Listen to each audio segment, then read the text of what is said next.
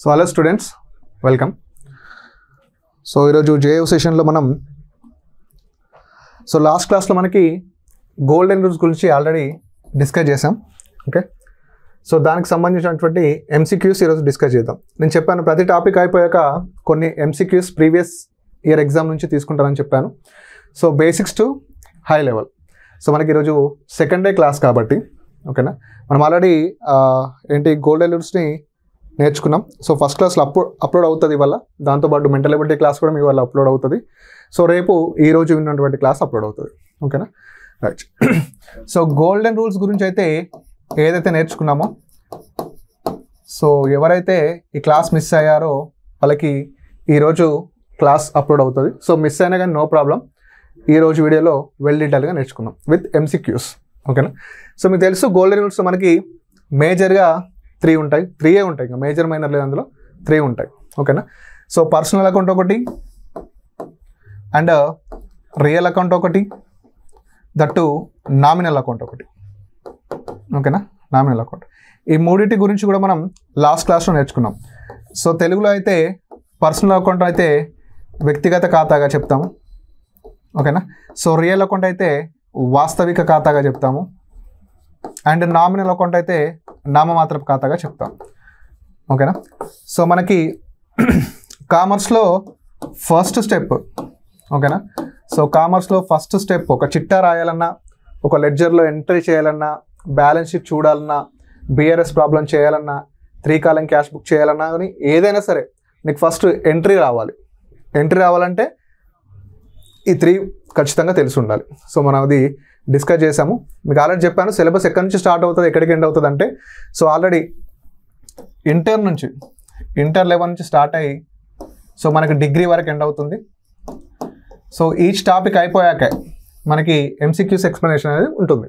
So ఈరోజు క్లాస్లో కూడా మనం ఎంసీక్యూస్ గురించి మాట్లాడదాం. సో మీరు కూడా ఆన్సర్ చేయడానికి ట్రై చేయండి. సో క్వశ్చన్స్ ఇంగ్లీష్ మీడియంలో ఉంటాయి, మీరేం వరీ అవ్వకండి, నేను తెలుగులో ఎక్స్ప్లెయిన్ చేస్తాను, no issues. So first day MCQs కాబట్టి టైం లేదు, ఎందుకంటే లాగిన్ ఇస్తున్నాము, యాక్సెస్ ఓకే లాగిన్ ఇస్తున్నాం, యాక్సెస్ ఇస్తున్నాం. సో ఎక్కడ టైం ఉండట్లేదు. సో మీరు ఏంటంటే ఈ ఒక్కరోజుకి ఇంగ్లీష్ మీడియంలో అడ్జస్ట్ అవ్వండి, తెలుగులో చెప్తాను క్వశ్చన్ ఆల్రెడీ, పెద్ద విషయం ఏమి ఉండదు ఆడ. ఓకే, జస్ట్ చూడండి అంతే. So see the first question. So second one this is. So first question, a business has the following balance. మీకు ఏమైనా విజిబిలిటీ ఏమైనా ప్రాబ్లం ఉంటే చెప్పండి, నేను జూమ్ చేస్తాను. So there is no hesitate to tell. Okay, so a business has the following balance. Assets 1,20,000, liabilities 50,000. What is the capital అంటున్నాడు. ఓకేనా, what is the capital. ఒక వ్యాపారంలో మనకి అసెట్స్ అంటే ఆస్తులు. ఓకేనా, ఒక వ్యాపారంలో మనకి ఆస్తులు అనేవి 1,20,000గా ఉన్నాయి. లయబిలిటీస్ అంటే అప్పులు అనేవి మనకి 50,000గా ఉన్నాయి. ఓకేనా, 50,000 ఉన్నాయి. So what is the capital అంటున్నాడు. సో క్యాపిటల్ మీన్స్ మూలధనం ఎంత అంటున్నాడు. ఓకేనా, మూలధనం. సో మూలధనం అడుగుతున్నాడు. క్యాపిటల్ అనేది మనకి సో ఒక అసెట్. ఓకేనా, ఒక అసెట్ కనిపించని ఆస్తి అంటాం. ఓకేనా, కనిపించని ఆస్తి. మనకి ఆస్తుల గురించి అంటే అసెట్స్ గురించి డిస్కస్ చేసినప్పుడు మనకి క్యాపిటల్ గురించి కూడా రావడం జరుగుతుంది. అది కనిపించని ఆస్తిగా మనం చెప్తాం. ఓకేనా, సో ఇప్పుడు అసెట్స్ ఉన్నాయి, లయబిలిటీస్ ఉన్నాయి, క్యాపిటల్ అడుగుతున్నాడు. ఓకేనా, క్యాపిటల్ మూలధనం. సో ఇక్కడ ఏం చేయాలంటే మనకి అసెట్స్ నుంచి మనకు ఉన్నటువంటి అప్పులు తీసేస్తే మనకు వచ్చేదే క్యాపిటల్, సింపుల్గా. ఓకేనా, సో మన దగ్గర ఉన్నటువంటి డబ్బులు, మన దగ్గర ఉన్నటువంటి అప్పులు తీసేస్తే మనకు ఉండేదే ఆ బలమే క్యాపిటల్ అంటాం. సో సింపుల్గా ఇలాంటి క్వశ్చన్లో మనకి సో 1,20,000 అనేది మనకి ఏంటి అంటే అసెట్గా చెప్తాం. సో లయబిలిటీస్ సో 50,000 అనేది అప్పులుగా చెప్తాము. ఓకేనా, సో మైనస్ చేస్తే మనకి ఎంత మిగులుతుందో so 70,000. So that is the 70,000 is the our answer for this question.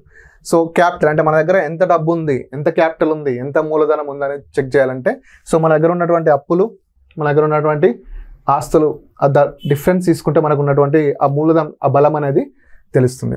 ఓకేనా, సో క్యాపిటల్కి సంబంధించి ఈ క్యాపిటల్ అనే మ్యాటర్ మనకి అసెట్స్ వచ్చినప్పుడు వెల్ డీటెయిల్గా అంటే టాంజిబుల్ అసెట్స్, ఇంటాంజిబుల్ అసెట్స్ అంటే కనిపించని ఆస్తులు, కనిపించే ఆస్తులు. ఇప్పుడు ఒక మిషనరీ ఉందనుకోండి, అది కనిపిస్తుంది.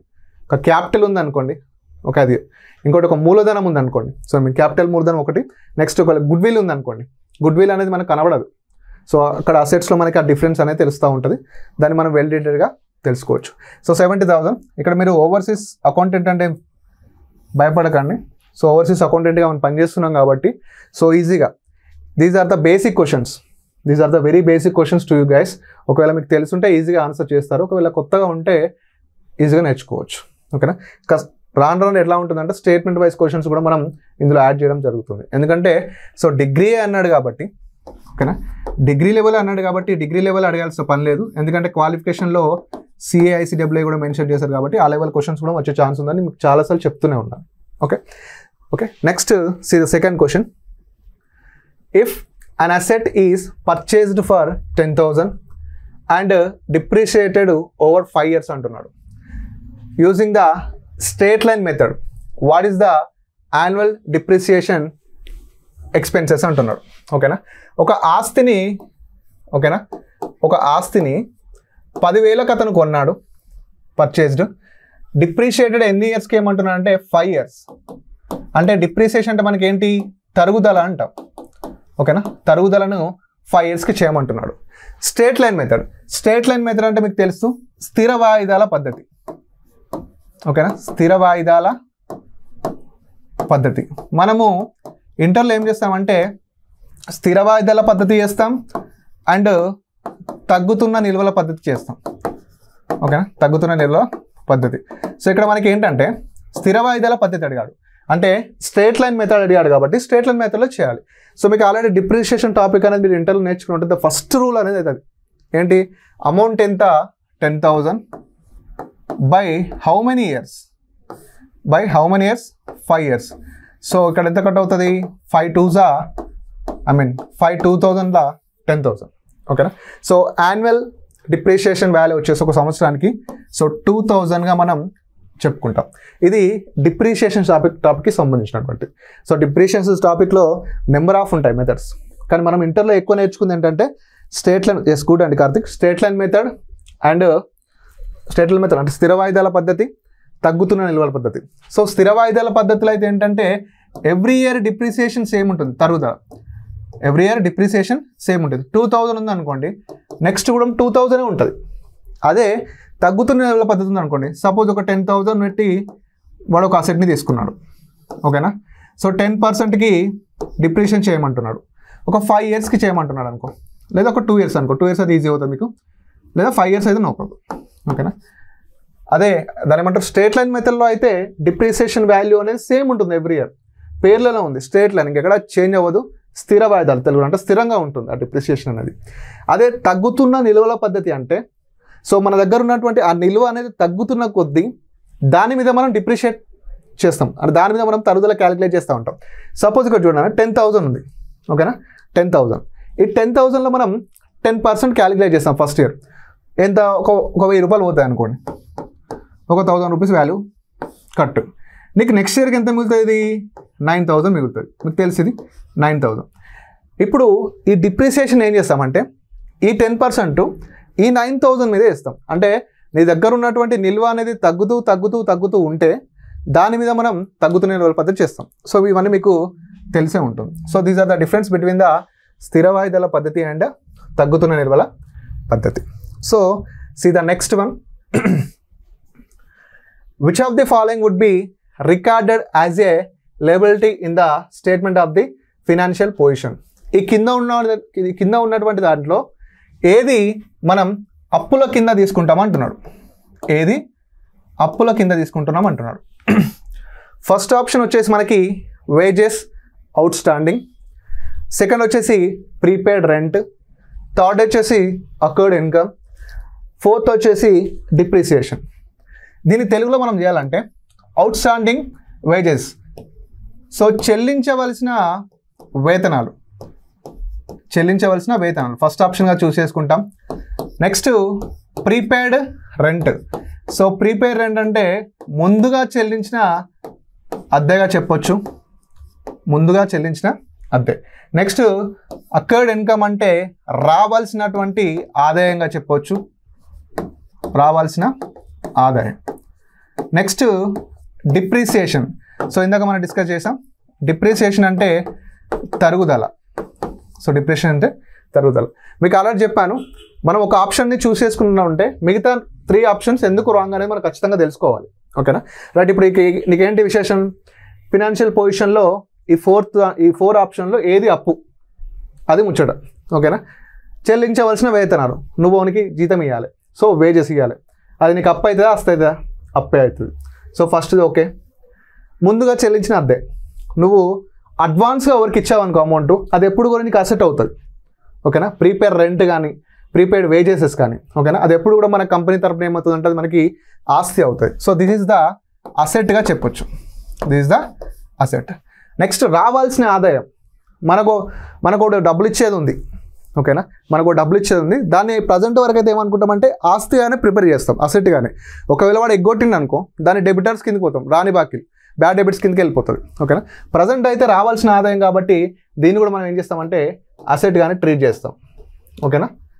నెక్స్ట్ తరుగుదల, ఇది ఎప్పుడు కూడా మనకి లయబిలిటీ కాదు, అసెట్ కాదు.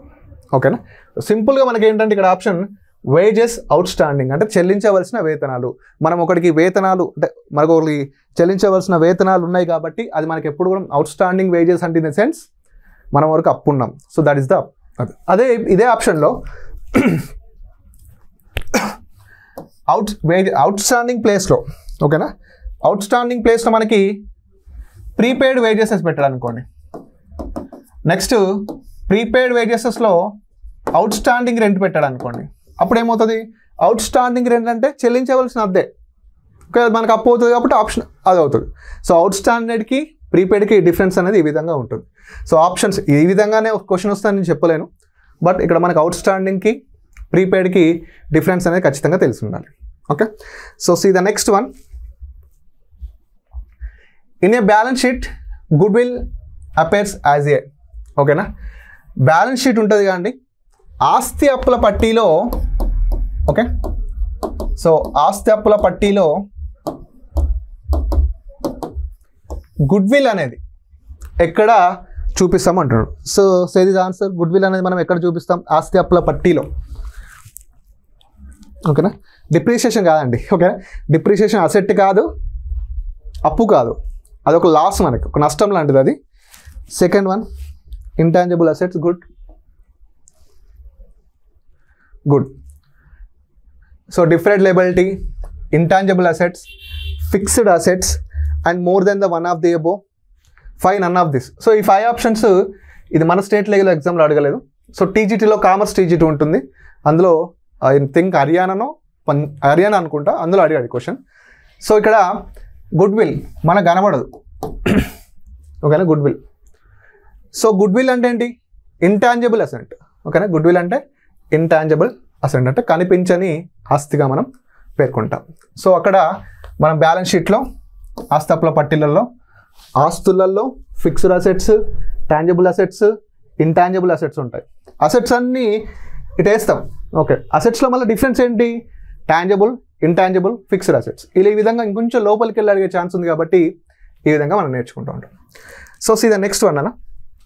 So a credit entry in a real account means అంటే రియల్ అకౌంట్ ఉందిగా, రియల్ అకౌంట్ అంటే వాస్తవిక ఖాతాలో, these are the previous questions from different states అండి. ఓకే, వాస్తవిక ఖాతాలో, సో వాస్తవిక ఖాతాలో క్రెడిట్ ఎంట్రీ మీన్స్ అంటున్నాడు. వాస్తవిక ఖాతాలో క్రెడిట్ ఎంట్రీ మీన్స్, సో వాస్తవిక ఖాతా ఉందనుకోండి, సో క్రెడిట్ సైడ్ మనం ఏం చేస్తాం అనేది ఏంటి, a decrease of an expenses, a decrease in the value of assets, an increase in income, next an increase in the value of your assets. So tell me the answer. 2. Next. Good అండి. 2. Yes. ఇక్కడ real account, ఇక్కడ ఏం లేదు అసలు ముచ్చట ఏంటంటే real account. Real account ఏంటి, ఆస్తికి సంబంధించినటువంటి అకౌంట్. ఇక వచ్చే ఆస్తిని డెబిట్ చేస్తాం, పోయేస్తేనే క్రెడిట్ చేస్తాం. What comes in debit, what goes out credit. ఓకేనా? So what goes out credit అంటే ఇన్ ద సెన్స్ అది a decrease in the value of asset. ఓకేనా? A decrease in a value of assets. ఇక్కడ expenses అంటాడు. Expenses ఎక్కడికి వెళ్తాయి నాన్న? Nominal అకౌంట్కి వెళ్తుంది, నామమాత్ర ఖాతాకి వెళ్తుంది. ఇన్కమ్ అంటున్నాడు అంటే ఆదాయాలు అంటున్నాడు. ఇది ఎక్కడికి వెళ్తుంది? ఇది కూడా నామినల్ అకౌంట్ అంటే నామమాత్ర ఖాతాకి వెళ్తుంది. ఇక మనకున్న అంటే ఫస్ట్ ఆప్షన్ డిలీట్ అయింది, థర్డ్ ఆప్షన్ ఆల్సో డిలీటెడ్. ఇక మనకు మిగిలిన 2 ఆప్షన్సే.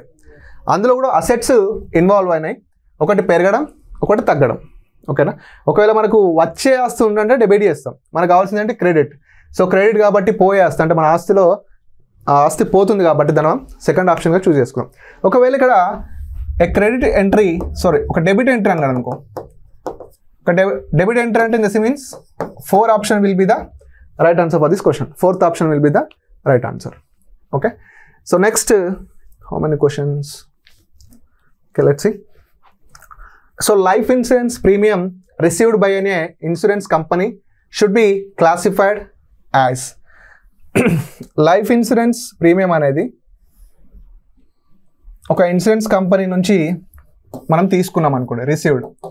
సో అది అక్యూర్డ్ అసెట్ అవుతుందా, అక్యూర్డ్ లయబిలిటీ అవుతుందా, ప్రీపెయిడ్ ఎక్స్పెన్సెస్ అవుతుందా, అన్ఎర్న్డ్ రెవెన్యూ? ఆప్షన్ చూస్తే మీకు అర్థమవుతుంది అది. సో అందులో వరి పడాల్సిన అవసరం లేదు, సింపుల్గా ఆప్షన్స్ తెలుగులో చెప్తున్నానండి. అక్యూర్డ్ ఇన్కమ్ ముందుగా వచ్చిన ఆస్తి, అక్యూర్డ్ లయబిలిటీ ముందుగా వచ్చిన అప్పులు, ప్రీపెయిడ్ ఎక్స్పెన్సెస్ చెల్లించవలసినటువంటి ఖర్చులు, అన్ఎర్న్డ్ రెవెన్యూ అంటే మనం ఏం చేయకుండానే వచ్చినటువంటి ఒక రెవెన్యూ టైప్ అన్నమాట. ఓకేనా? సో ఎప్పుడు కానీ 3 prepaid expenses.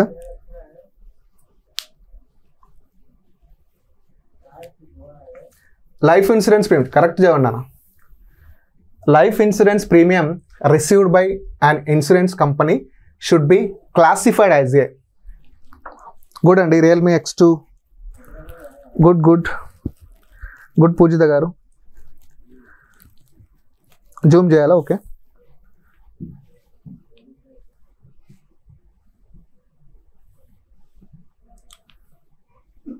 Okay,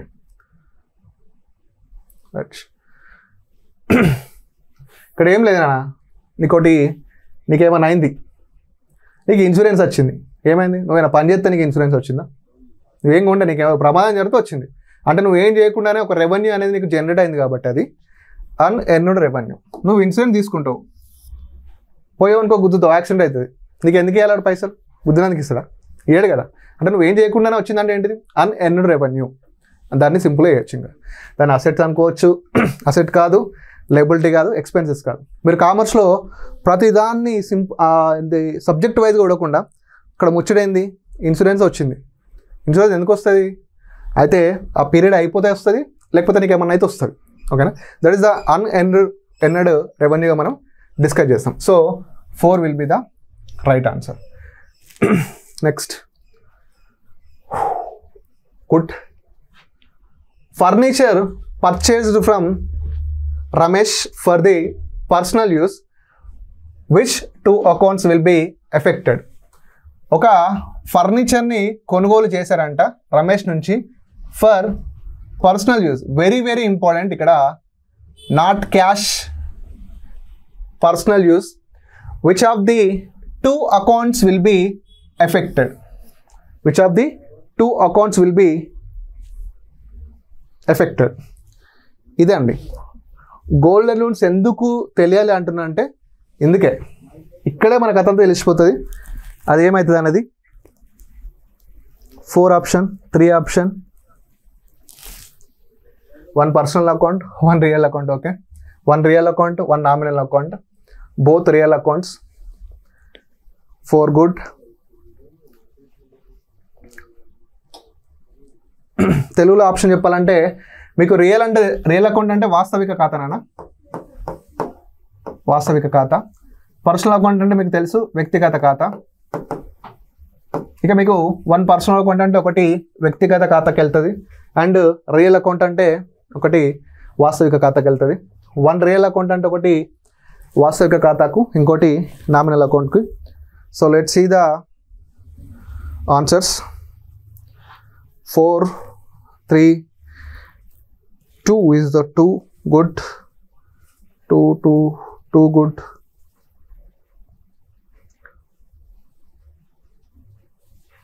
okay, let's see. ఇక్కడ స్టేట్మెంట్ చదివేటప్పుడు దాన్ని చదివి ఒక ఎంట్రీ రాసేటప్పుడు మనకి చాలా జాగ్రత్తగా ఉండాలండి. ఈడ రమేష్ గారు ఉన్నాడు, ఇక్కడ పర్చేజ్ ఉన్నాయి కాబట్టి ఆ 2 అకౌంట్లోకి పోతా అని 2 అని పెట్టద్దు.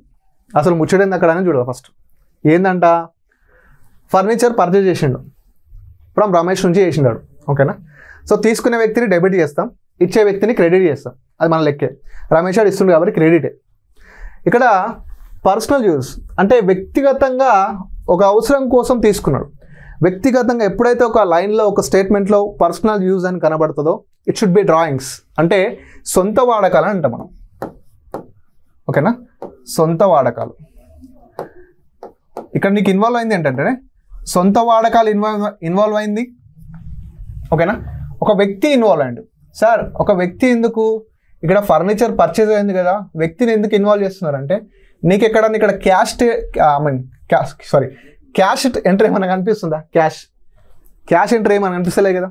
నేను ఆల్రెడీ ఫస్ట్ క్లాస్లోనే చెప్పాను, ఒక స్టేట్మెంట్లో క్యాష్ ఉంటే క్యాష్, ఇవ్వంత అవసరం లేదు. ఒకవేళ క్యాష్ కాకపోతే వాడు అరువుకే ఉన్నట్టు ఇంకా. ఓకేనా? అక్కడ పర్సనల్ ఇన్వాల్వ్ అవుతాడు. సింపుల్గా సొంత వాడకాలు అంటే డ్రాయింగ్స్ అనేవి మనకి ఎప్పుడు కూడా డెబిట్ అవుతాయి. ఓకేనా? డ్రాయింగ్స్ అనేవి ఎప్పుడు కూడా డెబిట్. అంటే సొంత వాడకాల ఖాతా డెటార్ టు. ఓకేనా? ఇక్కడ క్యాష్ లేదు, ఎవడు రమేష్ ఉన్నాడు, రమేష్ దగ్గర నుంచి ఒకటి కొన్నాం, వాడు ఇస్తుండా తీసుకుంటుండా? ఇస్తుండు. తీసుకునే వ్యక్తిని డెబిట్ చేస్తాం, ఇచ్చే వ్యక్తిని క్రెడిట్ చేస్తాం. ఎవరిని క్రెడిట్ చేస్తాం? ఈ రమేష్ అనేటువంటి క్రెడిట్ చేస్తాం. Ramesh account credit. అయితే ఇది ఒక ఎంట్రీ. ఈ 2 ఎంట్రీస్, ఒక డెబిట్ ఉంటుంది, ఒకటి క్రెడిట్ ఉంటుంది. ఖచ్చితంగా ఎంట్రీలో డెబిట్ క్రెడిట్ ఉండాల్సిందే. ఈ 2 కూడా ఏ అకౌంట్ మీద ప్రభావం చూపిస్తాయంటే సింపుల్ నాన్న. ఆస్తి ఉందనుకో వాస్తవిక ఖాతా రియల్ అకౌంట్, ఖర్చులు, నష్టాలు, లాభాలు, ఆదాయాలు ఇవి ఉన్నాయనుకో నామినల్ అకౌంట్. ఎవడన్నా పర్సన్ ఉన్నాడు అనుకో వాడు వ్యక్తిగత ఖాతా. వీడికి వస్తావు ఏమొస్తావు, ఈ ఫస్ట్ చూస్తావు, క్రెడిట్ చూస్తావు. ఇది ఏంది కథ? రమేష్ అంటే పర్సనల్ అకౌంట్. ఒకటైతే పర్సనల్ అకౌంట్ ఇక ఖచ్చితంగా. ఓకేనా? మనకి సొంత వాడకాలు ఏంటి? అదేమన్నా ఆస్తా నీకు? కాదు. అదేమన్నా ఖర్చా నీకు? కాదు. అదొక నష్టమా నీకు? కాదు. అది ఆదాయమా? కాదు. ఏం కాదు. అదొక పర్సనల్ యూజ్. అంటే పర్సనల్ యూజ్ అంటే ఇన్ ద సెన్స్ అది కూడా మనకి పర్సనల్ అకౌంట్కి వెళ్తుంది. So both personal accounts. ఇక్కడ మీ ఈగో హట్ అయినా కానీ నేను ఏం చేయలేను. So that is the answer with ఏంటంటే బోత్ పర్సనల్ అకౌంట్స్ అండి. Both personal accounts. Okay right. Next చూస్తే సో ఓకే క్వశ్చన్ పర్లేదు. Debit what comes in, credit what goes out rule of. ఇది గోల్డెన్ రూల్స్ మనం ఫస్ట్ డే నేర్చుకున్నాం. చాలా easy question. దీన్ని నేను చెప్పాలనుకోవట్లేదు, చెప్పండి. తెలుగులో చెప్పాలంటే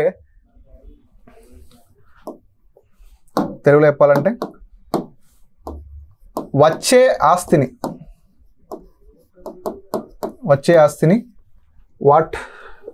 డెబిట్ చేయాలి. సో పోయే ఆస్తి అని what ever it may be, పోయే ఆస్తిని క్రెడిట్ చేయాలి. ఓకేనా? ఈ రూల్ అనేది పర్సనల్ అకౌంట్ అంటే వ్యక్తిగత ఖాతానా, రియల్ అకౌంట్ వాస్తవిక ఖాతానా. నెక్స్ట్ ఇక్కడ కూడా రియల్ అకౌంట్ ఉంది. నామినల్ ఉండాలి ఇక్కడ యాక్చువల్గా. సారీ, నామినల్ అంటే నామమాత్రపు ఖాతా. నామినల్ అకౌంట్, నామమాత్రపు ఖాతానా. నాకు అసెట్ అకౌంట్ అంటే ఆస్తికి సంబంధించింది. Very simple. Yes, real account. ఇది మనకు తెలిసి రియల్ అకౌంట్. ఇది కూడా ఐ థింక్ అదర్ స్టేట్లో అడిగినటువంటి క్వశ్చన్ గుర్తుంది, కలెక్ట్ చేశాను కాబట్టి. సో నెక్స్ట్ నానా, the salary paid to clerk Ramesh should be credited to. So salary అనేది పే చేసిరంట clerk, Ramesh should be credited to cash account, salary account, Ramesh account, profit and loss account. Ramesh account,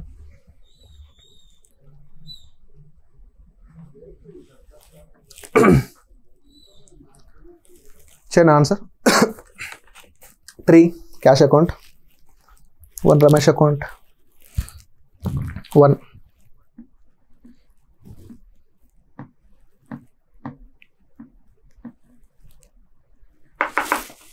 4 profit and loss account. ఇక్కడ చూడండి అనే లేదు, ఈ రమేష్ అనే వ్యక్తికి salary ఇచ్చారు అంతే, జీతం అనేది రమేష్ అనే వ్యక్తికి ఇచ్చారు, జీతం అనేది రమేష్ అనే వ్యక్తికి ఇచ్చారు. అయితే ఇక్కడ క్రెడిట్ అనేది ఓడవుతాడు ఏ అకౌంట్, క్రెడిటెడ్ టు అంటే CR2. మనకు 2 రాస్తాం, 1 లైన్ 2 లైన్. మన భాషలో చెప్పాలంటే ఇది డెబిట్, ఇది క్రెడిట్. ఈ క్రెడిట్లో ఓన్ అకౌంట్ ఉంటుంది అంతే కదా. Okay, Ramesh account. Okay right, Ramesh account. Good, super, excellent. Okay, ఇప్పుడు చూద్దాం ఇక కథ ఏందనేది. ఇక్కడ విషయం ఏంటంటే ఇక్కడ మీరు ఏం చేస్తారు, ఓహో సంతోష్ సార్ ఏం చేసిండంటే ఇందాక స్టేట్మెంట్లో క్యాష్ ఉందా లేదు కాబట్టి పర్సన్ ఉంటే పర్సన్ తీసుకోవాలనుకుంటాడు. ఓకేనా, ఇక్కడ ఏం చేస్తారు, శాలరీ ఆల్వేస్ డెబిట్ కాబట్టి ఇలా రాస్తారు, శాలరీ అకౌంట్ డెటార్ టు. ఇక్కడ క్యాష్ అనేది లేదు కాబట్టి తీసుకునేటోడు రమేష్ గారు, రమేష్ అకౌంట్ అని రాస్తారు. సో రమేష్ అకౌంట్ అని రాసి ఏం చేస్తారంటే మంచిగా నీట్గా రమేష్ అకౌంట్ అని పెడతారు. ఓకేనా, ఇదేమవుతుంది, రాంగ్ అవుతుంది. ఇదేమవుతుంది, రాంగ్ అవుతుంది. సార్ అట్లెట్లా సార్ అంటే, నువ్వు ఒక వస్తువును అమ్మినావు అనుకో, అది నువ్వు నగదుకు అమ్మొచ్చు, అరువుకు అమ్మొచ్చు. నువ్వు ఒక వస్తువుని కొన్నావు అనుకో, అది నగదుకి కొనొచ్చు, అరువుకి కొనొచ్చు. అక్కడ నీకు క్యాష్ అనేది స్టేట్మెంట్లో ఇన్వాల్వ్ అయితే క్యాష్ లేదా పర్సన్. ఓకేనా, బట్ ఇక్కడ నువ్వు జీతం ఇచ్చినావంటే అరువుకి ఇస్తావు జీతం. సరే, నీకు ఇప్పుడు శాలరీ పడ్డదంటే ఇన్ ద సెన్స్ ఏంటి, శాలరీ పడ్డదంటే ఇన్ ద సెన్స్ ఏంటి, నీకు ఖచ్చితంగా అక్కడ నగదు నీకు వచ్చింది. లేదా నువ్వు ఒక ఆఫీసర్ అనుకోని నీ శాలరీ ఇచ్చినా అంటే ఇన్ ద సెన్స్ ఏంటి, నువ్వు నగదు ఇచ్చినావు. అది అంటే క్యాష్ అనేది అన్ని వేళలా మనకు కనబడదు స్టేట్మెంట్లో. ఎప్పుడు పర్చేజ్ చేసేటప్పుడు అరువు నగదు, కొనుగోలు చేసేటప్పుడు అరువు నగదు, ఆ రూపంలో మనం క్లియర్గా ఉండొచ్చు. బట్ వేతనాలు కానీ శాలరీస్ కానీ ఈ విషయంలో నువ్వు జీతం ఇచ్చినా అంటే ఇచ్చినా అని చెప్తావు, లేకపోతే లేదని చెప్తావు, అంతే కదా. జీతం ఇచ్చినావు అంటే ఇన్ ద సెన్స్ ఏంటి, నువ్వు నగదు ఇచ్చినట్టే కదా, అంటే నీకు కనబడకుండానే అక్కడ క్యాష్ ఇన్వాల్వ్ అవుతుంది. సో ఇలాంటి సందర్భంలో నువ్వు ఏం చేస్తావంటే salary account debtor to, salary account debtor to cash అకౌంట్గా రాస్తావు. Salary account debtor to cash account అంటే ఇక్కడ నీకు క్రెడిట్లో అంటే జీతాల అకౌంట్ డెటార్ టు నగదు అకౌంట్గా రాస్తాం. సో ఇక్కడ నీకు ఏమవుతుంది, క్యాష్ అకౌంట్ అవుతుంది. ఓకేనా, సో మీగో అట్టయితే నేను ఏం చేయలేను, క్లారిటీ ఇస్తున్నా. ఉంచడం మన బయట జరిగే విషయాలే ఈ కామర్స్లో ఉంటాయి. మనం ఒక కంపెనీ తర్వాత ఒక కంపెనీకి ఒక వ్యక్తిగా అంటే కంపెనీ వేరు, ఇక్కడ మనం వేరు. కంపెనీ తర్వాత మనం అకౌంట్స్ చేస్తూ ఉంటాం. ఓకేనా, ఇప్పుడు ఇక్కడ వేజెస్ ఉన్నా అంతే. ఓకేనా, సో ఇక్కడ ఆన్సర్ ఏంటంటే క్యాష్ అకౌంట్ అంటే నగదు ఖాతా, నగదు ఖాతా. ఇక్కడ స్టేట్మెంట్లో క్యాష్ లేదు కదా సార్ అంటే నగదు ఇన్వాల్వ్ అవ్వలేదు సార్ అంటే ఒకసారి దీన్ని కరెక్ట్గా ఆలోచించండి. జీతం పడ్డదంటే లేదా జీతం ఇచ్చిందంటే మనది తెలియకుండా అక్కడ క్యాష్ అనేది ఇన్వాల్వ్మెంట్ ఉన్నట్టు. ఓకేనా, రైట్. నెక్స్ట్, ఒకవేళ సాలరీస్ పేడ్ బై చెక్ అంటే డిఫరెంట్ ఉంటుంది, అక్కడ బ్యాంక్ ఇన్వాల్వ్ అవుతుంది. ఓకేనా, సో సాలరీస్ అంటే అయిపోయాయి క్యాష్, వేజెస్ అంటే అయిపోయాయి క్యాష్. ఒకవేళ నగదు రూపంలో చెల్లించినప్పుడు హీ మెన్షన్డ్ లేదా దే మెన్షన్డ్ చెక్ అని అంటారు. చెక్ అన్నప్పుడు అప్పుడు మనం బ్యాంక్ని ఇన్వాల్వ్ చేస్తూ ఉంటాం. Okay right. Next, which one of the following is real account? ఈ కింది దాంట్లో వాస్తవిక ఖాతాకు సంబంధించినటువంటి ఏంటంటున్నాను, salary account, mister Ram's account, billing account, interest expenses account. జీతాల ఖాతా, రాము ఖాతా, భవనాల ఖాతా, ఇంట్రెస్ట్ ఎక్స్పెన్సెస్ అంటే ఏంటి ఇంట్రెస్ట్, తెలుగు ఏమంటారు మా ఇంట్రెస్ట్ని, వడ్డీ ఖర్చుల ఖాతా అంటున్నాడు. Okay right. చూడండి దీని ఆన్సర్ ఏంటి, ఇదైనా చెప్పండి కనీసం.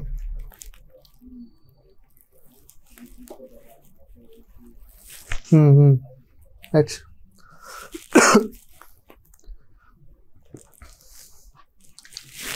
ఓకే అండి, good. 1 salary account,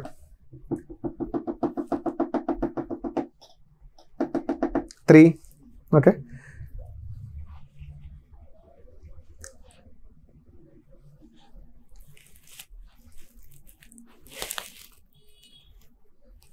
3 okay. So ఒకసారి ఇక్కడ గమనిస్తే, సో చాలామంది కన్ఫ్యూజ్ అవుతూ ఉంటారు. ఇది కూడా ఏం లేదు కథ. Which of the following is A real account? First real account ఏంటండి? వాస్తవిక ఖాతా. రియల్ అకౌంట్ అంటే వాస్తవిక ఖాతా, అంతేనా? రియల్ అకౌంట్ అంటే వాస్తవిక ఖాతా. నీకు ఏం చెప్పిన గోల్డెన్ రూల్స్లో?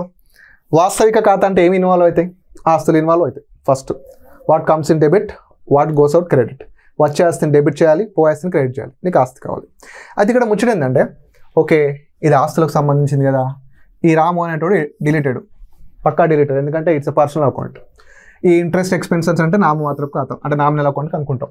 ఓకేనా? నువ్వు ఇక్కడ ఏం చేస్తావంటే ఈ రెండిట్లలో నువ్వు ఇన్వాల్వ్ అవుతావు. ఓకేనా? ఇప్పుడు సింపుల్గా అండి, శాలరీ అకౌంటా బిల్డింగ్ అకౌంటా అంటే నీకు ఇక్కడ రియల్ అకౌంట్ దేనికి సంబంధించింది? ఆస్తులకు సంబంధించింది కదా. రియల్ అకౌంట్ ఆల్వేస్ అసెట్స్కి సంబంధించినటువంటి ఆస్తి. ఇప్పుడు నీకు ఒక పెళ్లి చూపు వచ్చినాయి అనుకో, నీకు ఆస్తి ఎంత ఉందా అంటే ఏమని చెప్తావు? నువ్వు జీతం చెప్తావా? నాకు ఇంత భూమి ఉందని చెప్తావా? నాకు ఆడ ఇల్లు ఉన్నది, 1 ఎకరాల భూమి ఉన్నది అని చెప్తావు. నీ జీతం చెప్పవు. ఏంటి ఆస్తి అడిగినప్పుడు నువ్వు జీతం చెప్పవు, ఎందుకంటే అది మంత్లీ చేంజ్ అవ్వచ్చు, what ever it may be. జీతాన్ని ఆస్తికి అటాచ్ చేయలేం. సింపుల్గా మనం మాట్లాడుకుంటేనే నాకే రేపు పొద్దున పెళ్లి సంబంధం వచ్చింది అనుకోండి, నీకు ఎంత వస్తుందిరా అంటే ఉంటుందని చెప్తాను, లేకపోతే లేదని చెప్తావు. అంతేగాని నేను క్లాసులు చెప్తున్నా ఇంత శాలరీ వస్తుందని చెప్పాం కదా.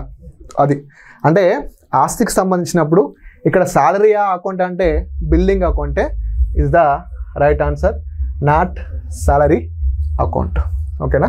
సో భవనాల ఖాతా అంటాం తెలుగులో. ఏమంటాం? భవనాల ఖాతా. Okay right. ఎస్ అండ్ ఒక నిమిషం. Yes building assets. గుడ్. ఓకేనా?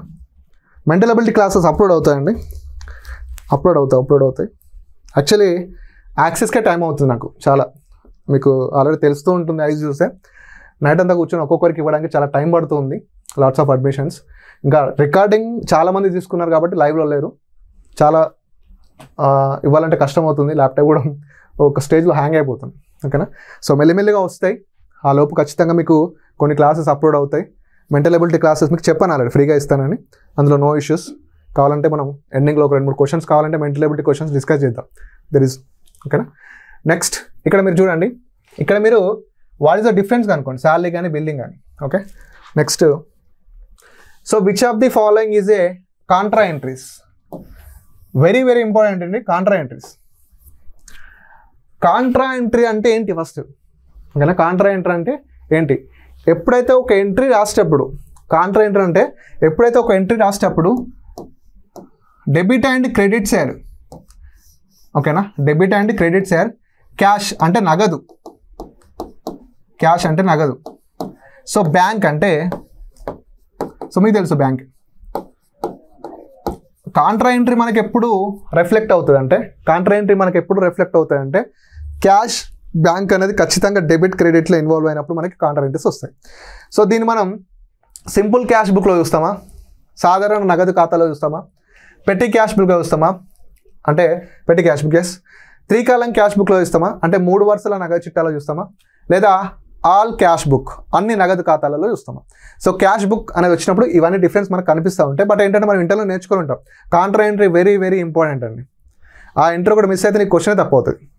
Okay, so contra entry is always related to which type of account is, that is the call 3 column cash book, అంటే 3 వరుసల నగదు చిట్టా.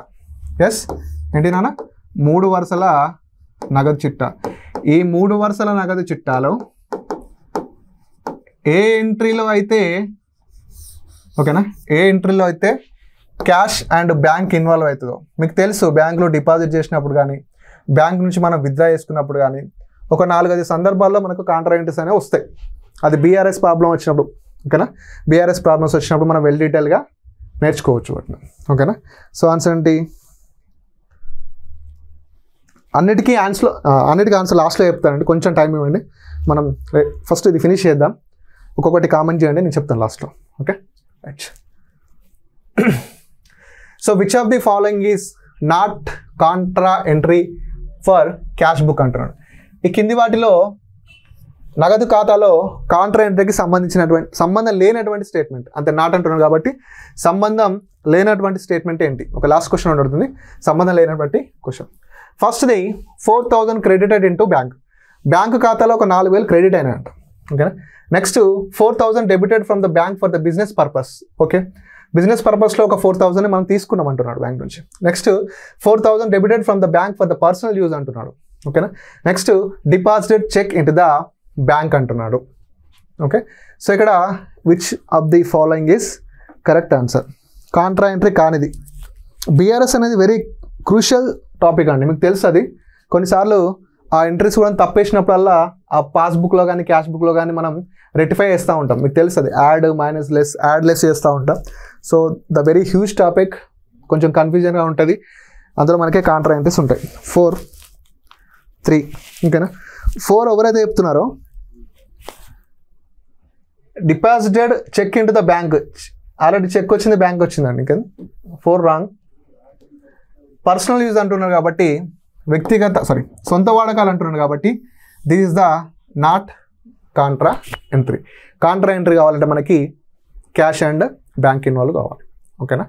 సో సింపుల్గా ఏంటి అంటే, దీస్ ఆర్ ద ఖచ్చితంగా క్లాస్ తీసుకోవాలి కాబట్టి ఈరోజు యాక్సెస్ని కూడా కొంతసేపు పక్కన పెట్టి, సో మీ అందరికి కనబడాలని వచ్చాను. లాట్ ఆఫ్ కాల్స్ వస్తున్నాయి, రిసీవ్ చేసుకోవడానికి ఇబ్బందిగా ఉంది, but still I will manage. మీకు మెసేజ్ రిప్లై ఇస్తున్నాను. సో ఏంటి అంటే, సో క్వశ్చన్ చూస్తాం. These are the basic questions. మీరు గమనించాల్సింది ఏంటంటే, నేను చెప్పిన క్వశ్చన్స్లో మీరు ఎక్కడ మిస్టేక్ అయిందని చూడండి, అంతే. ఆల్ ఆర్ ఓకే అయింది అనుకోండి, గుడ్. ఇంకొంచెం మనం లెవెల్కి వెళ్దాం, స్టేట్మెంట్ వైజ్కి వెళ్దాం, ప్రాబ్లమ్స్లోకి వెళ్దాం, పార్ట్నర్షిప్స్లోకి వెళ్దాం, రేషియోస్లోకి వెళ్దాం, రేషియో అనాలిసిస్కి వెళ్దాం, క్యాష్ ఫ్లోకి వెళ్దాం, ఫండ్స్లోకి వెళ్దాం. ఓకేనా. ఇవన్నీ ఎడిటింగ్లో కూడా వెళ్దాం. కొంతమంది ఏమంటారంటే, సార్ ఫస్ట్ స్టార్టింగ్ ఎడిటింగ్ ఎప్పుడు అంటారు. అలా అంటే అందరి మైండ్ సెట్ని దృష్టిలో పెట్టుకొని, ఇప్పుడు నువ్వు ఫస్ట్ కామర్స్ నేర్చుకున్నప్పుడు ఎడిటింగే నేర్చుకున్నావా, ఫస్ట్ CMAనే నేర్చుకున్నావా, గోల్డ్ న్యూస్ నేర్చుకోవడానికి నువ్వు వస్తావు. ఓకేనా. సో నువ్వు అక్కడ ఏదైతే నేర్చుకున్నావో అదే ప్రాసెస్లో నేను నేర్పుతాను. మీకు ఒకవేళ ఇది నాకు వచ్చు అనుకుంటే you can leave and me work మీరు చేసుకోవచ్చు. మీకు నచ్చిన టాపిక్ వినొచ్చు. ఓకేనా. మీకు నచ్చినట్టు నేను చెప్పలేను.